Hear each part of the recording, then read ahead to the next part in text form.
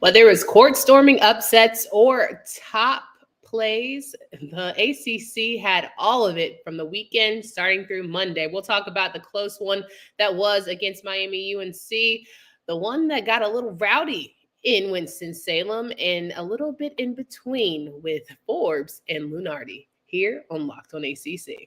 You are Locked On ACC, your daily podcast on the Atlantic Coast Conference. Part of the Locked On Podcast Network, your team every day.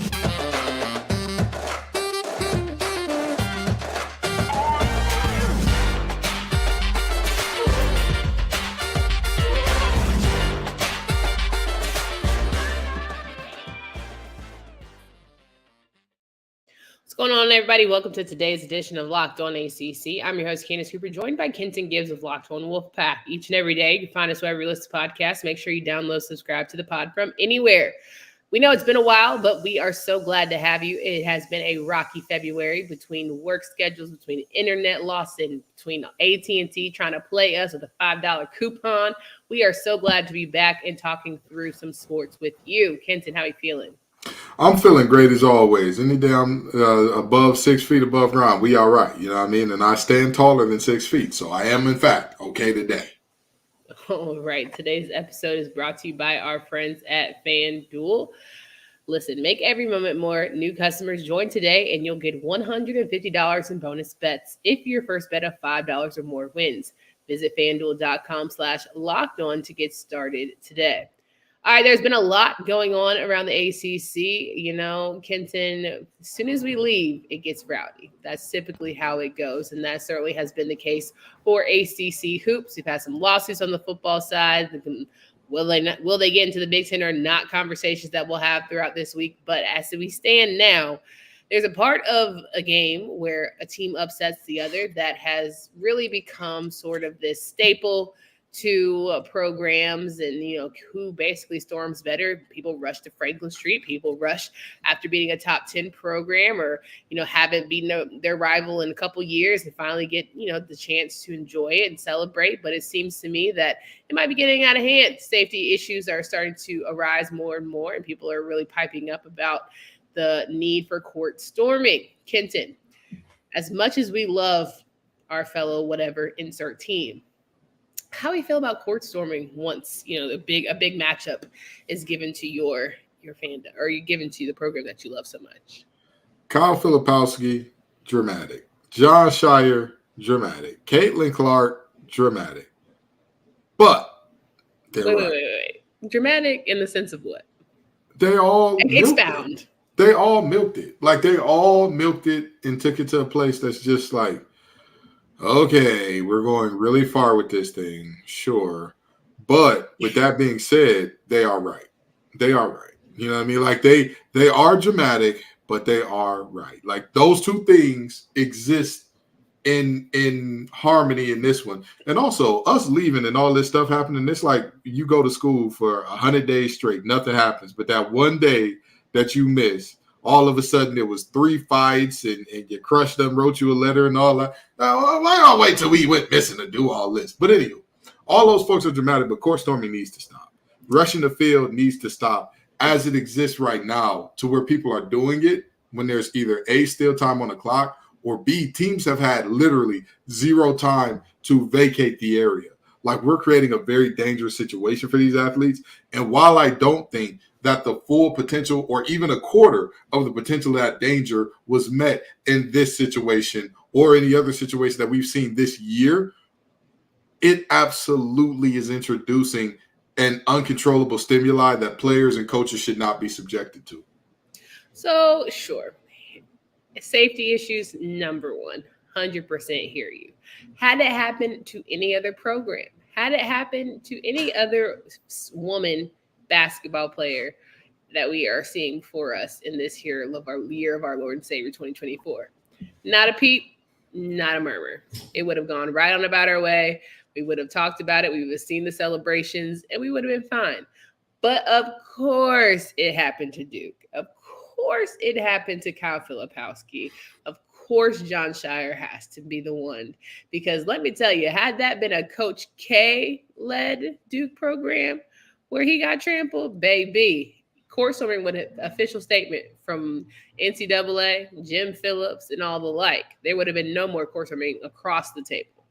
Well, that's the thing. I think we are heading there. I think that this moment is one where we're heading there. And it's, to me, I think the only way to stop this, I mean, there's already a rule in place that if you storm the court with time left on the clock, it's 2 shots and possession for that team. It was not enforced. Have you seen it? Have you seen it? The rule is not in the room with us now. The rule is not in the room with us now. I will admit that.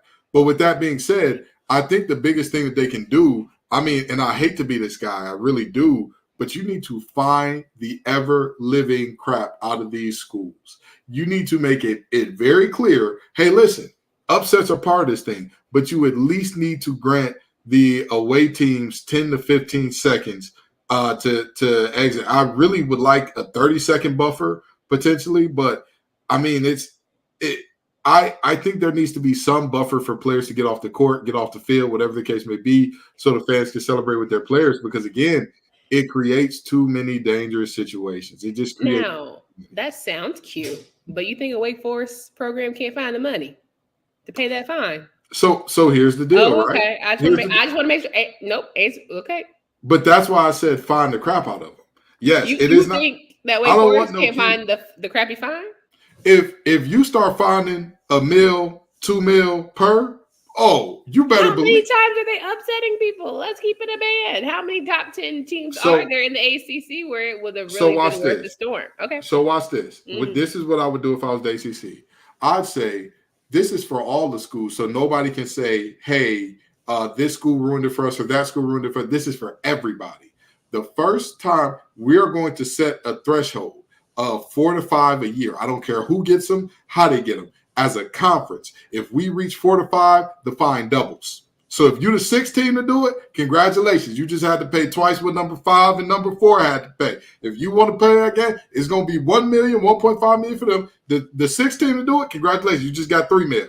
The 7th team, 8th team, 9th team to do it, congratulations. Y'all got 3. Y'all want to go beyond that? Y'all want to keep trying me? Oh, okay. It's like when your parents put you on punishment for talking back and you keep doing it, or your brother or sister say something funny. They think it's funny. Now everybody on punishment for it. That's what I would do if I was a conference. I say, listen, stop storming these courts, stop storming the field. And I do think it's ironic coming from Duke, seeing as how they stormed the field for the first football game after they beat Clemson. But the reality is, get your elbows up. All right, go ahead. The reality is, get your elbows up. All I'm saying is this. It is unsafe. And again, the ACC and the NCAA as a whole need to find a way to create a safer environment, because while we would like to believe that everybody is sane and normal and reasonable, fan is short for what, Candace? Fanatic. And people who are acting fanatical are not acting reasonably, are not acting in the best interest of keeping people safe. And granted, we could be preparing for a worst case scenario, but I'd rather prepare for it and not have it happen than wait until a player gets punched or a player punches somebody or something like that. Elbows up for a reason. You think them jokers ain't done it before? Like, first of all, let's be serious. 2, Jim Phillips ain't spoke up for nothing else, but he sure knew how to write a letter real quick for that moment. I'm just saying. Can you pipe up and get some of our teams in a damn tournament since you want to be piping up so bad? Don't cherry pick when you want to come to the rescue now, Jimmy P. Ladies and gentlemen of the jury, you can tell we got a Carolina grad during basketball season on this show because she ain't cutting Duke no slack. There ain't no slack on that rope. Did that boy kick his leg out? Now listen, I don't. Here's the thing. Did he get pushed in the back? Absolutely. But did he also extend his leg? It was giving Grayson Allen. I'm just saying. Here's the thing. That's why I said. I saw him extend his arms too. I said, was it dramatic? Yes. Did he possibly take a dive? Possibly. Was it possibly initiated contact? Possibly. I don't want to speculate because I saw it from multiple angles, and part of me is like, no, that's just a natural reaction. Part of me is like, it did look a little weird. But then it's like he's 7 feet and 200 pounds. Everything he does looks a little weird. You know what I mean? So he's 250, listed at 250. That boy's 220 maybe with wet bricks in his pocket. But the reality is, I'm sitting here and I'm saying to myself, yes, this is all dramatic, but how far do we want fans to be able to go? What has to happen before we create safety measures here? right? Okay, final thought though. Yes, final thought. As much as we want to create safety measures and do all the things, do you know how much money that these ushers get paid per game? Like what, $10 to $15, depending on the venue, right? If that, maybe minimum wage. Mm. Minimum wage. And that's why I said I can't. Hush. You gonna want Miss Bertha. You want Mr. Larry, Mr. Leroy to over here, and Debo. Very excited, adrenaline having fans, tweens. What's the word I'm looking for? People in their 20s, all those things. You want to have them be like, hey, don't do. But that's why I said, Gertrude, if you don't get out my way, but that's why I said that I'm gonna go get a hip replacement because y'all want to play. Okay, y'all the don't pay me enough owners, for my part-time job. I'm sorry. and that's why the onus has to be put on the university as a whole structurally, and not on those ushers. That is, you can't put listen, you and I both know, right? The most fit bouncerist, like hey, that guy probably used to play there type guy. Those folks still, if you had 20 of them, they're not stopping how many people can fit into the largest field. They blamed Wake Forest's security staff. But you can't, and that's what I'm saying. You can blame Wake Forest as a university for not keeping the proper and you know what? Let this be my actual last thought on this. Please. It's a shame that this took away from the actual game that occurred. Wake just cemented themselves. They said, we're going to dip a toe in, take it right back in terms of being in the tournament. We're going to put a little leg in, take it right back. They showed their whole ass and got in the tournament, and we're going to sit here and talk about whether or not Filipowski was tripped and whether or not he dramatic, whether or not he it's a shame. Forbes did his big one, because I know you love to say somebody did their big one. Well, Forbes actually did do his big one in this game, and we sitting up here talking about whether or not he tripped. It's a shame. It's a shame that this took away from the game, but whose team is showing? Because your NC State side is starting to show a little bit. Please and thank you. All right, we've got to talk a little bit more, but Forbes is definitely a hot topic of conversation. Let's get to him in a second. But first, get buckets with your first bet on FanDuel, America's #1 sports book. Because right now, new customers get $150 in bonus bets with any winning $5 bet. That's $150 if your bet wins. Bet on all your favorite NBA players and teams with quick bets, the live same game parlays, exclusive props, and more. Just visit FanDuel.com/lockedon and shoot your shot. FanDuel is the official partner of the NBA. So Kenton and I talking through all that happened and keeps happening around the ACC, and Forbes and Lunardi certainly are, a conversation that should be had, because Coach Forbes felt away about Lunardi's sort of angst towards the ACC when talking about the recent guys that won conference MVP. And he made some great points. If you haven't, look it up on Twitter, just about, the stock of play, the state of play that really is our conference. Paolo Banchero, he mentioned, didn't win MVP, but clearly #1 pick in the draft, right? You had Moses Wright. You had Alondes Williams, a lot of these guys who are either two-way players or, had various degrees of going to the league or not going to the league. But either way it goes, I don't know when this picture got painted that the men's ACC is not great, but it's getting sort of out of hand. And I completely agree with him on that one. And to your point, as you mentioned, a lot got taken away from the actual game because of the court storming situation. But Wake Forest definitely allowed themselves to be last four in when it comes to the NCAA tournament. Yeah, for sure. And Forbes was right. Lunardi has, in terms of actually picking the field, of 174 professionals measured, the man finished 94th or 98th, one of the two. Joey, you're below average. Whoever is setting the curve, you're falling way the heck behind. Right. I'm sorry to tell you, Mr. Lunardi, but most of us, if we finish that rank there at doing our job, I don't know if you know, there's been a lot of layoffs lately. There's been a lot of, hey, it's not us, it's not you. It's just the market forces, folks get to drive in the invisible car. Whenever your HR is called in the meeting and the invisible car get drove, they finna slide you that little Cobra insurance. You're getting fired, buddy. That's what happens to the average person that's that bad at their job. So Forbes was absolutely within his rights to call it out. And I'm glad that Forbes popped the upset right after doing so, because, again, to me, it doesn't make sense. I believe Lenardi's wording was the ACC needs to recruit better. How much better can you recruit than the number one pick in the NBA draft?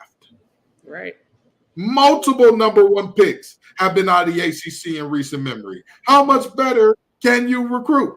Well, what? Oh, I'm sorry. It's top heavy, and that's one player. And that, okay, how much better can teams perform than what the ACC has done in the tournament as of late? Right. For every one ACC team that's let you down in the tournament, I can name 4 or 5 that you looked up and said, wait a minute, they still in the tournament? Right. Yeah. They about to hang themselves a banner already? So I don't understand it. I get that the metrics are the metrics, and metrics are much like the universe, right? Cold, indifferent, uncaring to your struggles. I understand that. But with that being said, if the metrics are not matching up with the eye test, if the eye test is consistently defying the metrics, if the metrics say the ACC is bad, but then the ACC goes up in that tournament and show they behind like a little kid with the silver teeth every time, then you got to give them their respect. Little Dante is definitely trying his best. Let me tell you something. Them silver teeth go across race. I don't care if it's little Dante, little Ethan, little Julio. If you see them silver teeth, that's a demon. That's a menace. Julio is crazy. I'm just saying. I'm not doing that today. Yes, I agree that the ACC is getting this really weird bad rep, but consistently churning out, high quality guys, not just in the league and not just in this tournament, but beyond. And it's somehow, how many different ways till Sunday do we have to fight for the name? That's why, again, I get on Jimmy P, because you do have to politic this thing. There are people that get opportunities and lanes a little bit more than others simply because of who's in the room. And I think that we'd be lying to ourselves if we just depended on metrics and not just a little bit of, hey, my friend tried their best, so let's, give them a chance. The MAC has embarrassed us time and time again. I don't know why we're still acting as if they're a legitimate conference. Like, it's maddening, I'd say. I'm going to tell you this, okay? I'm not a musical guy, but there was something to be said on Hamilton when they said, I want to be in the room where it happens. I want to be there. Okay. I want to be in the room where these selections are happening so I can see exactly what's going into these processes. Come on, Bukorian. Because in watching these games play out, and watching the early season matchups and watching these teams play against each other, I understand that Louisville is dragging the net down. I get it. The Kenny Payne error is hurting the conference. Absolutely. Hey, you got me. I have no defense for that. But with that being said, that's one team. Yeah. That is one team. Everybody else in the conference, for the most part, is competitive. They are competitive constantly. We are about to talk about a Miami team that everybody says is listless and lifeless, and yet they took a team that is potentially and probably going to be favored in the ACC tournament to, if this is a championship bout. They were down some of their best. And that's what I'm saying. If this is a championship bout, they took them all 12 rounds short-handed, blow for blow, toe-to-toe. Needed a Herculean effort from their star to come out with this win. So, And here's the other thing, and I'm gonna leave it right here. Mm-hmm. When Kansas is upset by one of the Big 12 bottom feeders, what a competitive conference. Oh, what a scrappy group. What a tough, that group there, the Big 12, tough as nails. When North Carolina is upset, when Duke is upset, you see how even the top is bad in that conference. It's crazy. You break out the Febreze because it stinks in here. Stop it. I 100% agree there. I also think, it has to do with not only the Jim Phillips of the world, but the announcers. Like, can we just talk about for 60 seconds coaches who happen to be Black? Because I swear for Lord, if I ever see the network that is supposed to be elevating us call coaches who happen to be Black a thing, I promise you, I'm adding the ACC myself. Of all months. Calling ESPN, and I'm going to light them on fire. In Black History Month. In Black History Month, coaches who happen to be Black, baby. The person that had to lead the conversation was Black, Corey Alexander. That's what made it most maddening. Because Corey, in your own time, you were giving QB Davis on the press conference. That's what you were giving me, right? Like, hopefully we can get to a place where we don't even have to acknowledge. Shut up. I understand the sentiment, but even in a moment like that, even in a moment like that, you have to. Yeah, but you got to point out that it's stupid and dumb in that moment. You have to point out that graphic in and of itself. Poor representation of the conference. Very poor. It's not poor representation of the conference. It's a poor representation of the production. It's a poor representation of who decided to let that roll out. It's a poor representation of the network as a whole. But whose network is that again? What conference does that network represent? ESPN.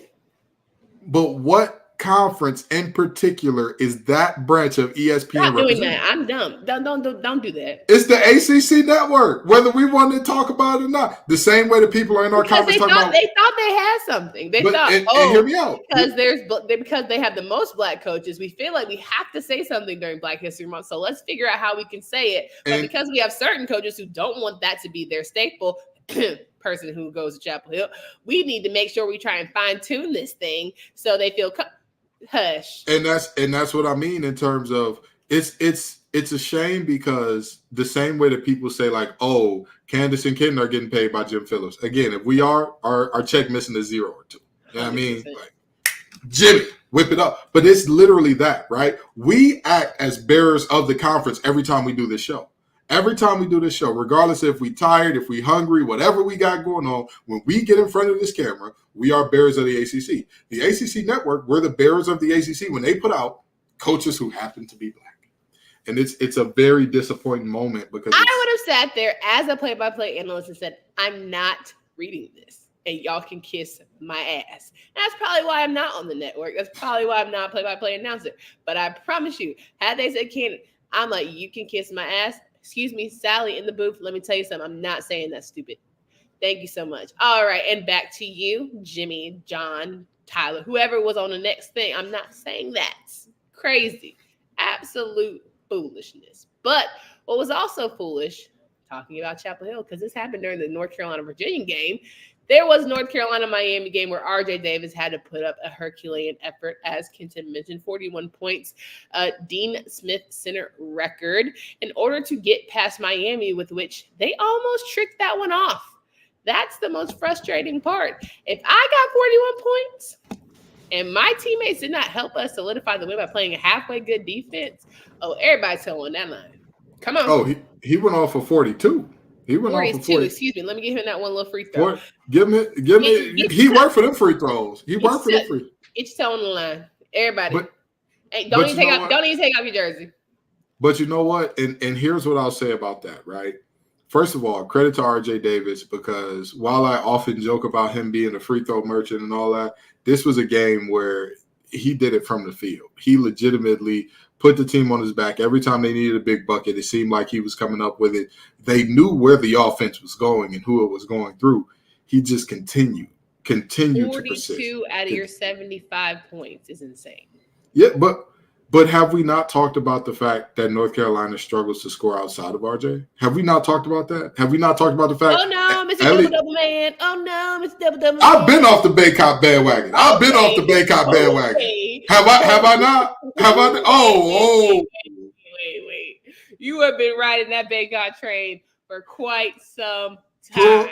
Pull up. See, I wish I could throw the challenge flag on you right now, because the last thing I said about Baycott, the fans was mad at me because I said he has not proven that he will consistently be the guy you can go to in big games and in big moments. You must have been talking he can take over the game. It wasn't this one. It was this one. See, y'all see how she do me? Y'all see how she do me? I must not have been the co-host, because there ain't no way you said that. I know you. You just like Jeremy from Love is Blind. See, that's the problem with y'all folks from North Carolina. That's the problem right there. That's the problem. He was gaslight just like you try to gaslight me. I know for a fact. I said on this show here. Episodes we did this month, I promise you didn't say it. No, not in the 6 episodes this month, but I know for a fact when we were talking about players performing in big games, I said I have not seen him take over on both sides of the court to get the job done. I have said that. I absolutely have. Wow. You're not going to play with me. Don't worry about it. Don't worry. I'm coming with receipts. I'm gonna come with receipts after we finish recording the show. But with that being said, oh no, all I'm gonna do is look through the comments because again, they talked about me like I was the lowest of the low. They talked about me like I said something about their mama. I said, well, damn, I'm just trying to tell you what I see. And Candace, can I ask you a question? You always do. Let's just say for kicks and giggles that I did say that. Let's just take for granted that I did say that. Okay. Yeah. Would this game not further that point for me? I've been out the bank. I said when the man couldn't find a jumper, I was all set. But that was over the summer when he was on that damn show. What was that show? On Netflix. Outbound. Outer Banks. But that's what I'm saying. I said he could not perform in the big moments when he needed to step up. When it was winning time, he could not take over games. Now, if I had said that, which I did, but we're going to pretend like Kansas is right and I'm crazy. My CTE ain't acting up right now. I know when my CTE get to acting up, this ain't the moment. But if he could take over a game and be the guy, RJ wouldn't have had to get 42. But RJ did. And I'll tell you what, to me, this bodes both well and poorly for this team. It's a catch-22 because it's great. The season, hell yeah, it's terrible. Like Cormac, you can't go cold like that, Buki. I'm sorry, Harrison Ingram, you cannot go cold like that. It's great to have a guy who can produce at the level of an RJ Davis, but you also are stuck kind of looking there and saying this team is supposed to be the scoring can come from anywhere, and it's not. It can come from 1.5 guys right now, and that's RJ Davis and Armando if it ain't a big game, and that's not okay. Yikes! All right. Well, all I know is that they're supposed to be atop of the ACC. We're trying to uplift the ACC, and we're gonna have to find somehow, some way, a couple other teams to get us into the tournament. So if it's not just Carolina, it's not just Duke. Wake Forest is in this bad boy. Clemson's still hanging on to this thing.